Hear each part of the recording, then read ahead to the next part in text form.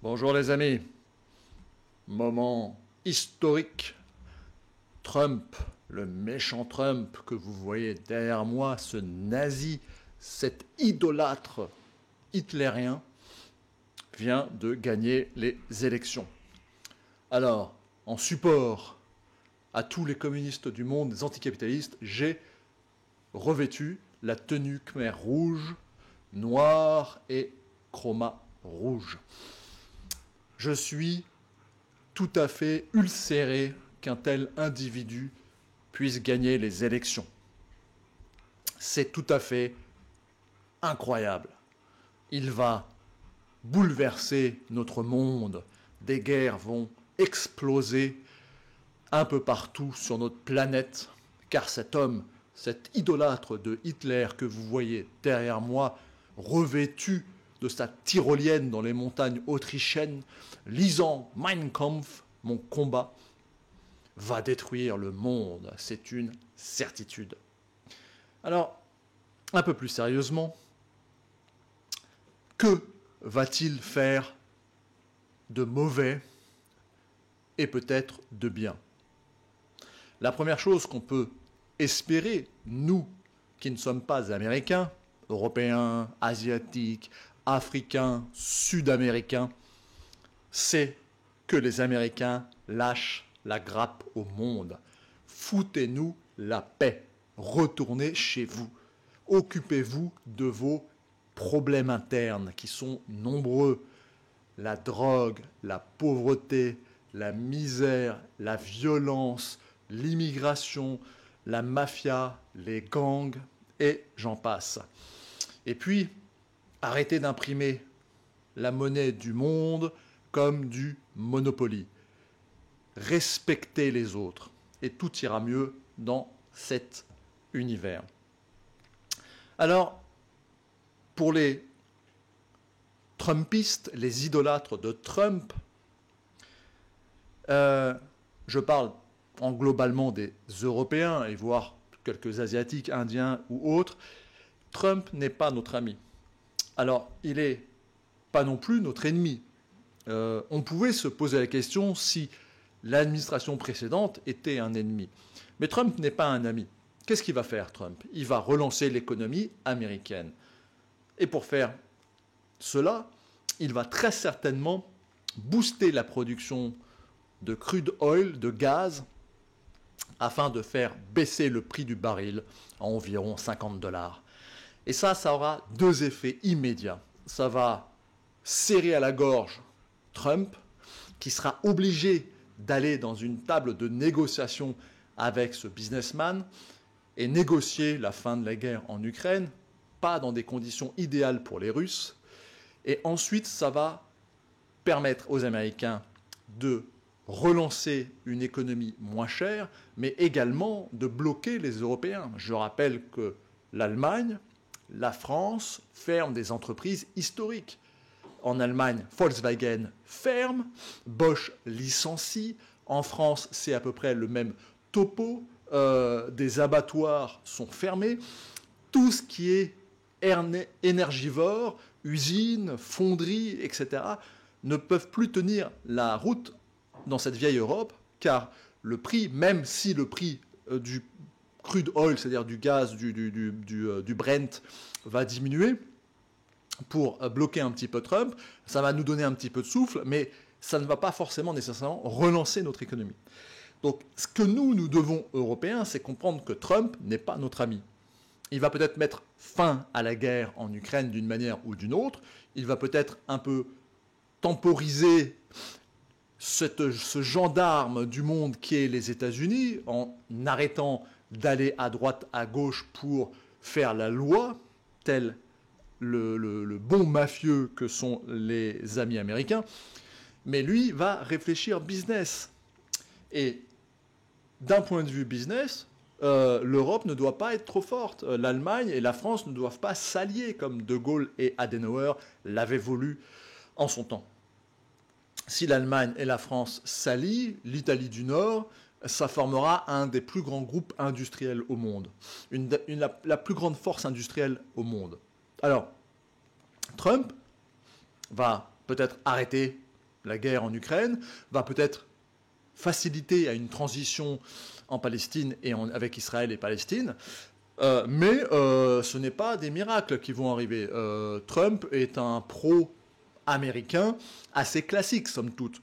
Alors, Trump n'est pas non plus notre ennemi. Il ne va pas nous spécialement essayer de nous imposer des choses. Au-delà de l'aspect économique, il va sans doute lâcher un peu la bride, demander aux GAFAM, entre guillemets, de nous laisser un peu plus libres sur les réseaux, de ne pas nous harceler dès que nous faisons un propos sur l'écologie ou, je ne sais pas moi, l'immigration, etc. Bon, peut-être que ça va un petit peu s'assouplir, cette liberté d'expression, cette liberté perdue en Europe et notamment en Angleterre, hein, où vous voyez que même des quinquagénaires se prennent des amendes pas possibles, voire même de la prison pour un commentaire, entre guillemets, haineux sur Internet. Trump va-t-il changer au-delà de ces aspects-là, c'est-à-dire peut-être reparler avec Poutine, etc. Mais Trump ne va pas changer notre vie. Il ne faut pas être idolâtre trumpiste. Les trumpistes européens se trompent. Trump va tout faire pour relancer l'économie américaine. C'est à nous, Européens, de relancer notre propre économie en relançant des programmes sensés comme Astrid, c'est-à-dire le nucléaire de recyclage qui nous donne un potentiel de 2000 ans d'électricité. Vous savez, Astrid, c'est ce projet de centrale nucléaire utilisant des matières radioactives déjà utilisées dans les générateurs précédents. Donc c'est à nous de relancer ça, c'est à nous de nous prendre en main et de lancer l'économie européenne. Ce n'est pas Trump qui va nous aider. Trump n'est pas notre ami ni notre ennemi. Il est un partenaire, et un partenaire économique, militaire, géopolitique. C'est à nous de nous reprendre en main. Il faut arrêter d'idolâtrer aussi bien Trump que Poutine. Poutine, c'est pareil. Poutine, son intérêt, ce n'est pas à ce que aujourd'hui, son intérêt, c'est pas à ce que l'Allemagne et la France et l'Italie s'allient dans une cohorte industrielle et politique. Non, pas du tout. Trump est comme Poutine est comme Trump. Il réfléchit avant tout pour son économie locale, pour son pays. Ce sont les deux des nationalistes qui essayent de redonner à leur peuple un espoir et un goût à la vie et une plus grande liberté d'expression et un meilleur bien-être, un bien-être économique globalement. Qu'est-ce qu'il va faire avec les Chinois? Parce qu'en réalité, l'ennemi de Trump, ce n'est pas Poutine. On sait, Trump est un agent de Poutine. Il est payé par Poutine, tout le monde le sait. Au-delà d'être un idolâtre de Hitler, comme vous voyez ici, lisons Mein Kampf, mon combat. Je le redis en tyrolienne dans les montagnes autrichiennes, les heures les plus sombres de l'histoire. En réalité, Trump a pour cible la Chine. Pourquoi? Parce que l'économie chinoise se porte pas si mal. Alors, il y a eu un crack immobilier extrêmement important. Il y a une économie un peu de spéculation qui a eu lieu sur tout ce qui est immobilier, etc. Mais tout de même, les Chinois contrôlent leur économie et sont relativement forts. Il y a quand même toujours de la croissance en Chine. Alors, elle n'est plus à 2 chiffres comme elle le fut dans le passé, mais enfin, elle est quand même élevée, plus élevée en tout cas que l'Amérique. Et bon, l'Amérique peut-être pas, mais en tout cas plus élevée que l'Europe, que la nôtre. Alors Trump, son idée, ça va être de remettre des taxes sur les produits chinois, parce que la Chine, maintenant, fait de véritables productions avancées technologiquement. Voitures, ordinateurs, puces, etc., etc., avions maintenant. Qu'est-ce qu'il va faire Trump? Eh ben, il va imposer des droits de douane encore certainement plus élevés, il va surtaxer. Pourquoi? Parce qu'il va dire aux Chinois, comme aux Européens d'ailleurs, installez vos usines aux États-Unis. En fait, Trump va faire ce que les Chinois nous ont fait il y a 20 ans, 30 ans. Vous savez, quand les Chinois ont dit à Airbus, « Ah, mais nous, on veut bien acheter des avions Airbus, on aime Airbus, le 8888, on adore, mais, il faut installer une usine en Chine, il faut former nos ingénieurs, en fait, il faut nous transférer la technologie. » Et bien ça, c'est fait. Les Chinois, maintenant, ont leur propre avion de ligne, moyen courrier, très très bien fait, qui fonctionne parfaitement. Airbus a été obligé de transférer de la technologie. Et bien maintenant, on va faire la même chose avec les Chinois. C'est les Chinois qui vont devoir transférer leur technologie aux Américains, voire à l'Europe si on est un peu moins idiot. Donc Trump, ça, il va le faire. Les Chinois vont accepter. Ils vont accepter, ils vont faire du transfert de technologie. Ils vont mettre des usines aux États-Unis. Volkswagen qui ferme des usines en Europe, en Allemagne. Jamais vu depuis le petit monsieur que lit le créateur, l'inventeur de la coccinelle, le petit monsieur qui est sur le livre, que vous voyez derrière moi. Depuis cette époque-là, Volkswagen n'avait jamais fermé d'entreprise, d'usine. Eh bien, là, elle ferme. Que va dire Trump aux Allemands? Ah non, non, non, non, non, non, non, non. Nord Stream, non, c'est pas possible. C'est non, non, niet, nada. Par contre, installez vos usines aux États-Unis. Pas de problème. Je vous fais un tapis d'or, défiscalisation, aide étatique, tout ce que vous voulez. Et si Volkswagen craque et installe des usines en Amérique du Nord. Alors, il y a déjà des usines Volkswagen en Amérique du Sud, il me semble. Mais bon, imaginons que Volkswagen décide de transplanter une usine existence européenne qui est trop chère parce que l'énergie coûte trop cher. En Amérique, Trump aura gagné.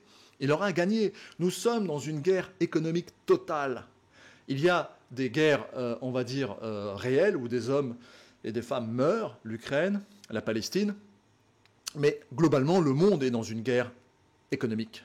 Et c'est à nous, Français, de nous réveiller, de relancer des programmes comme De Gaulle l'a fait en son temps. C'est pas Trump qui va nous aider. Regardez-le, c'est un nazi patenté, c'est un fou.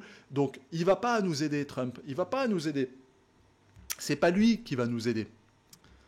C'est pas lui qui va nous aider. Trump ne veut pas nous aider. Trump n'est pas notre ami ni notre ennemi. Il est un partenaire comme un autre, comme Poutine, comme Xi Jinping, comme n'importe qui. D'accord? Arrêtez de mettre trop d'espoir en Trump. Alors, oui, il est un peu anti-woke, oui, il va peut-être un peu lâcher la grappe au monde, oui, il va sans doute pas faire de mal, quoi qu'on ne sait pas, avec lui tout est possible, ça reste quand même un individu qui attrape les femmes par la... Vous vous souvenez, c'est pas Trump, c'est quelqu'un de particulier, somme toute, même s'il est certainement pas méchant, mais bon, c'est pas forcément l'ami que vous souhaitez avoir, ni Poutine d'ailleurs. Mais ce qu'il faut retenir de ces élections, c'est que oui, alors effectivement, les communistes, les anticapitalistes, etc. sont un peu embêtés. Alors moi, vous savez, je ne suis pas un ultra-capitaliste. Moi, je suis plutôt, entre guillemets, social et nationaliste, pour ne pas dire le mot dans l'autre sens.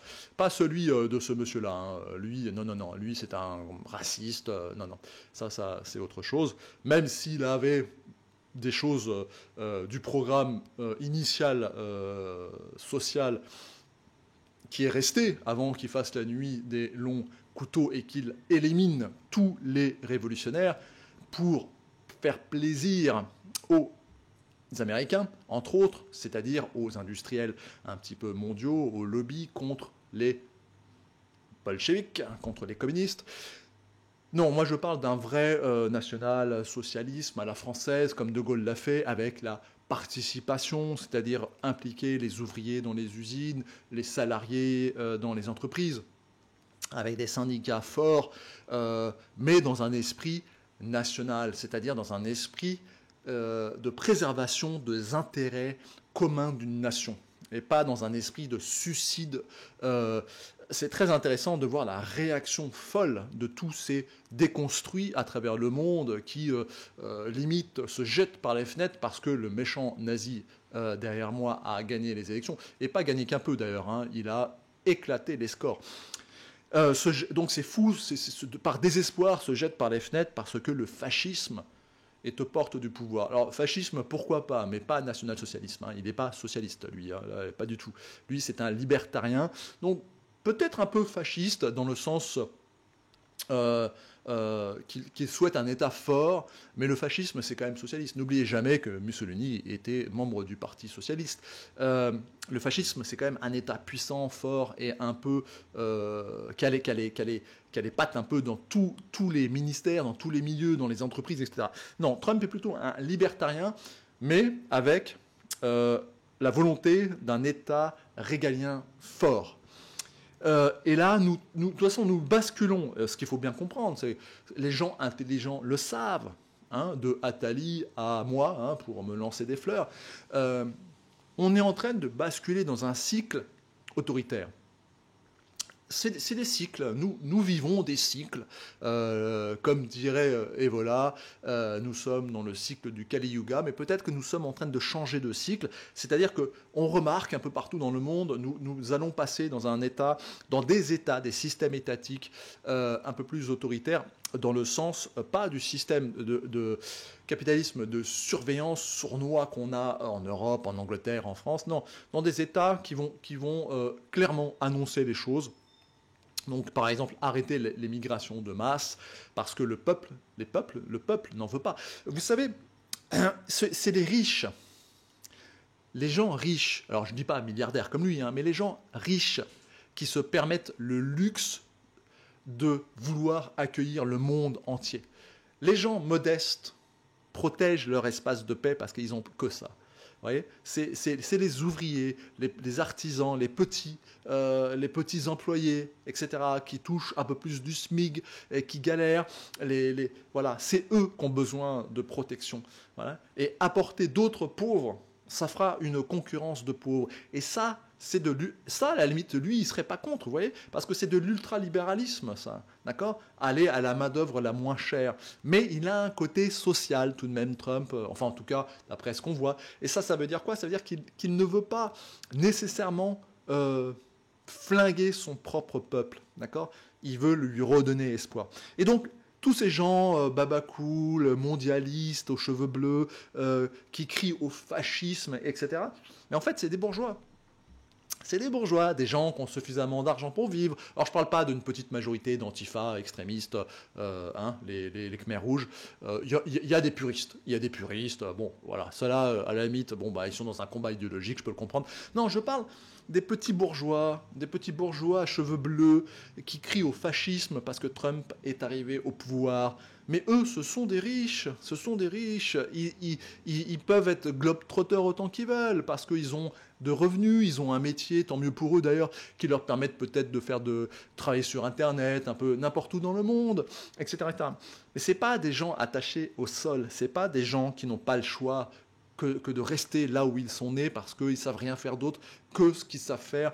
Et c'est en local, hein, des petits artisans, des paysans, des petits salariés. Quand je dis petit, ce n'est pas péjoratif, ça veut dire petit salaire, c'est-à-dire SMIC un peu plus, sans grande autonomie financière, qui ont sans doute un crédit pour payer un pavillon ou autre, etc., un appartement. Ces gens-là ont peur. C'est ces gens-là qui ont peur. Et c'est eux qui portent au pouvoir des gens comme Trump, qui ont une aura un peu plus, allez, pas une aura, mais une attitude un peu plus autoritaire pour les protéger contre une concurrence déloyale d'autres pauvres qu'on importe dans un système ultra-capitaliste qui est ce capitalisme de surveillance. Bon, voilà mes amis, donc tout ce qu'il faut retenir, c'est que nous allons bien voir ce que Trump va changer, mais peut-être une fin en guerre, peut-être un peu plus de stabilité, un peu moins de ces Américains qui essayent de diriger le monde, mais ça ne va pas tout régler, soyez-en certains. Déjà, il faut qu'il mette en place son gouvernement. Donc on va voir qui va y avoir. Est-ce que Elon Musk sera présent? Est-ce que Kennedy sera présent, etc. Qu'est-ce qu'ils vont bien pouvoir faire? Mais ça va être intéressant. En tout cas, c'est un changement de paradigme qui s'annonce. Donc on va voir. Mais Trump n'est pas plus notre ami que Poutine. Pour nous, Européens. Comprenez-le, d'accord? C'est à nous, Européens, de nous sortir les doigts du « et de relancer notre activité intelligemment. Alors peut-être avec un nouveau gouvernement, ça c'est à voir, peut-être avec une coalition, un front souverainiste comme je le réclame, de Kuzmanovic à Philippot, en passant par Asselineau, le prince Murat, Michel Onfray, etc. J'en oubliais d'autres, mais voilà. Eh bien, oui, il faut reprendre le contrôle chez nous. Il faut retrouver les clés de la maison et remettre un peu d'ordre, et donner de l'espoir aux gens, un but, un sens. Et c'est effectivement dans un esprit souverainiste, donc nationaliste, mais pas un appel à la guerre, pas un appel à ce que lit Trump ici dans cette image humoristique. Oui, c'est de l'humour, hein, je ne l'avais peut-être pas précisé. Sinon, si on ne le fait pas maintenant et qu'on laisse au capitalisme de surveillance, à ces lobbies mondialistes, le temps de détruire encore plus les couches sociales les plus défavorisées, eh bien, un nouvel Hitler va arriver. C'est une certitude. Et là, ça ne sera pas comme lui. Ça sera un vrai dictateur. Et là, il y aura de la casse. C'est ce que j'explique dans tous mes livres de Doggerland, un espace épais. Si nous voulons aujourd'hui sécuriser un avenir serein, en paix. Alors quand je dis paix, c'est pas Babakou, la cheveux bleus, c'est un cercle de paix, c'est-à-dire préparer la guerre pour faire la paix si vous préférez. Si nous ne voulons pas être sous tutelle d'un nouveau dictateur comme le petit monsieur ici, c'est maintenant qu'il faut changer les choses avant qu'il ne soit trop tard. D'accord ? Avant que la petite classe moyenne, que la classe moyenne soit prise totalement à la gorge et qu'elle n'ait plus le choix que de se révolter violemment avec un homme providentiel qui prendra un pouvoir et mettra en place une dictature pour nettoyer, entre guillemets, le marais. Et ça sera une catastrophe, parce qu'il y aura des morts. Nous connaissons ces histoires, elles se répètent hélas souvent, mais on peut encore l'empêcher avec du bon sens. D'accord ? Juste un peu de bon sens. Mes amis, à bon entendeur, salut.